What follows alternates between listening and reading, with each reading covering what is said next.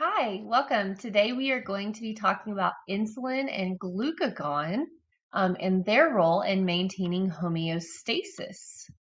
Okay, so let's say that we have a stimulus, and that stimulus is going to be a declining blood glucose level. Why? Who knows? Maybe you haven't eaten in a little bit, and so your blood glucose is going down. Um, So what's going to happen is that your pancreas is going to create what's called alpha cells, and they are going to secrete the hormone glucagon. Glucagon is then going to go through the blood. So here we are at glucagon. Glucagon is going to go through the blood to the liver. Ding ding, here's the liver. Okay. And what it's going to do is it is going to bind to hepatocytes, which is going to trigger the secondary messenger system that ultimately leads for the breakdown of glycogen into glucose. So glycogen is a polysaccharide, and as we know, polysaccharides are really big molecules with, hundreds or thousands of chains. And what they do is they store in those bonds a lot of that energy. Well, you clearly need that energy right now because your glucose in your blood is signaling to your body like, hey, we don't have enough. So I know that you, body, especially in the liver, have this extra stuff stored in case I need it, like right now. And so I need to access that. And so it's going to take that glycogen here and that polysaccharide and break it back down into glucose, which your body can use as an energy source. So once it's broken it down, that glucose is released from the liver back into the bloodstream, where your blood glucose level returns to normal, and thus we have homeostasis. Homeostasis, remember, is your body's attempt to make a stable internal balance of the internal conditions of the body. So what it did is your body got that stimulus that said, "Hey, my blood sugar here is too low. You're not eating, and so I'm gonna have to take over and try to fix this. And so I'm gonna have to tap into that extra storage that I made from when you did eat, and take you back to a normal level so that you can return to homeostasis and function." A normal blood glucose level is about 90 milligrams per 100 milliliters. And that's where your body is trying to target. Okay, so now that's what happens when your blood sugar is too low. Let's talk about when your blood sugar is too high. Okay, so we are over here now. So the stimulus is that your blood glucose level is on the rise. So your blood glucose level is going up. So then what's going to happen? Well, before, when your blood glucose level was too low, these alpha cells in the pancreas were made. Well, now the pancreas is uh, is making beta cells, right? These beta cells are going to secrete insulin, and insulin is something you may have heard of before, especially in talking about diabetes, which we will also discuss today. Insulin is going to travel through the blood back to that liver and those muscle tissues. So here's insulin. Okay. It is going to go back to that liver. There we go. And what is it going to do? It's going to stimulate glycogen formation. So whereas when your blood sugar was too low, glycogen was broken down. Now, because your blood sugar is on the rise, it's going to take that glucose and try to store it in a polysaccharide known as glycogen in your liver.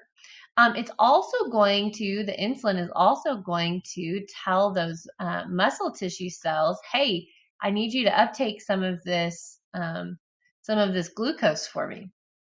Okay, so by binding of insulin to the liver hepatocytes and muscle tissue cells, this also triggers a secondary messenger system that ultimately will lead to the storage of glucose as glycogen. When it is stored in those bonds inside of glycogen, it removes glucose from the bloodstream. And by removing that glucose from the bloodstream, it is going to take you back to a normal blood glucose level. And we will return back to homeostasis then. Okay, so how does insulin work? All right. So let's see if I can get my picture up here. All right, so insulin. So we're going to start over here at insulin. What it's going to do, insulin, just a refresher, is a protein hormone.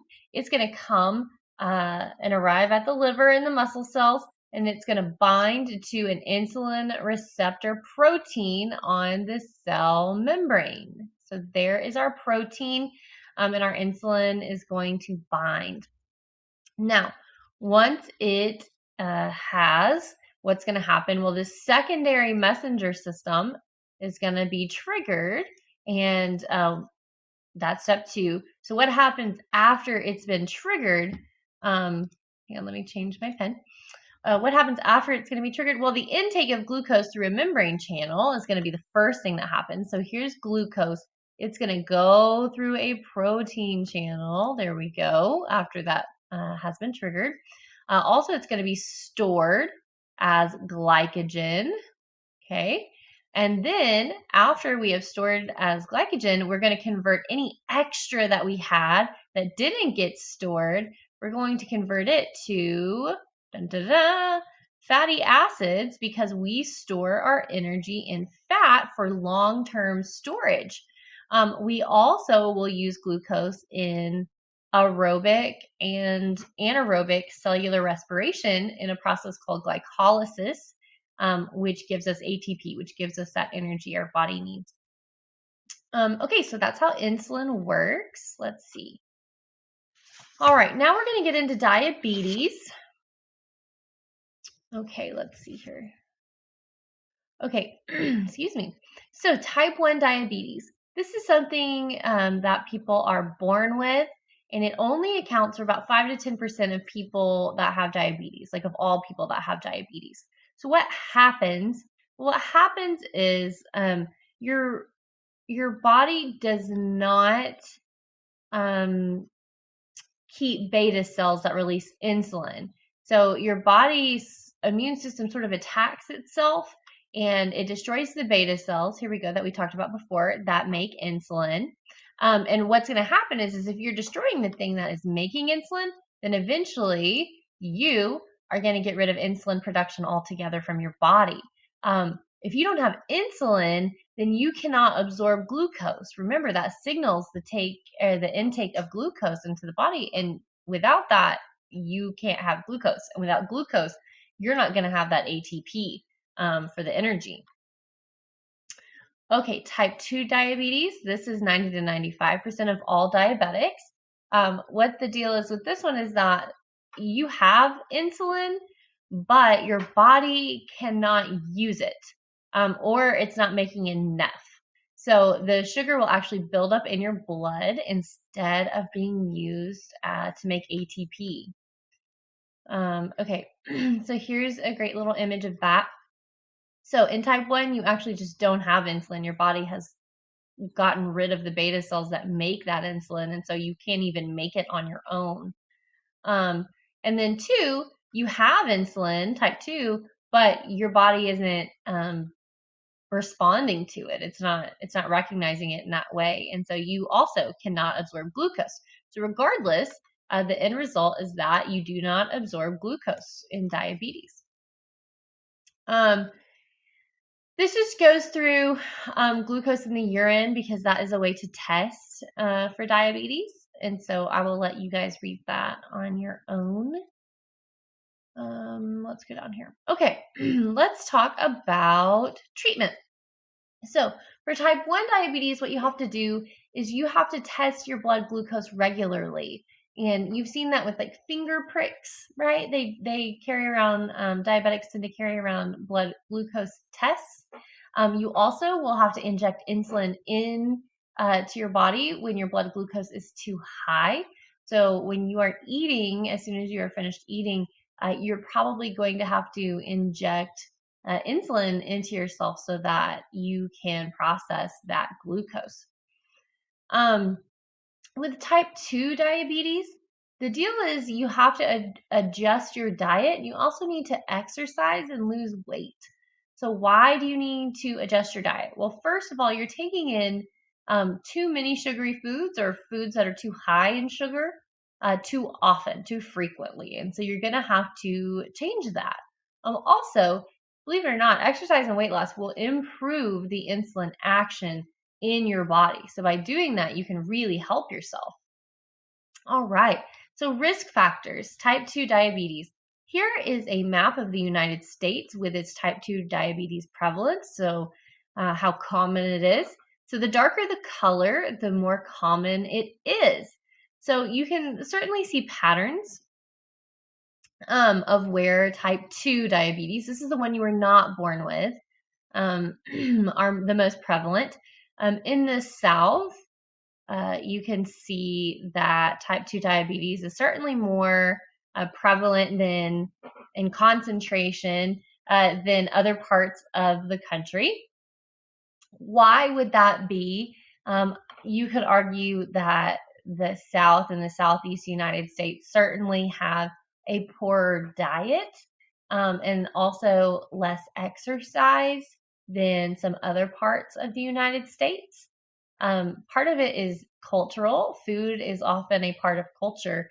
And so there are a lot of sugary foods that are part of Southern culture. There's also a lot of fried foods. And so that fat is going to play a role also because it's going to lead to obesity. And obesity is a problem with type 2 diabetes.